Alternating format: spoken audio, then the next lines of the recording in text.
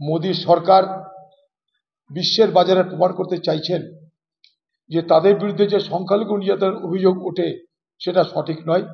এই দেখো, ঈদের প্রাক্কালে আমরা সোয়াগাতে মুসলমানদের আমরা প্রকল্প চালু করে তাদেরকে আমরা সহযোগিতা করছি।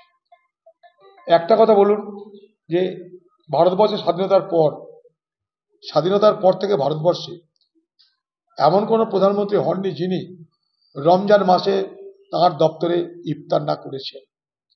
এই প্রথম মোদী সরকার তারা রমজানের পবিত্র মাসে ইফতার অনুষ্ঠান করলেন না। ইফতার অনুষ্ঠান করা মানে কি, যে ভারতবর্ষের সংখ্যালঘু মানুষদের যে উৎসব তাকে মর্যাদা দান করা। মোদী নবগ্রহ করেন, সবই করেন। যেটা আমাদের রেওয়াজ ছিল আমাদের দেশের স্বাধীনতার পর থেকে, যে রমজানের মাসে একটা ইফতার, সেই রেওয়াজকে মোদী ভেঙে দিয়েছেন।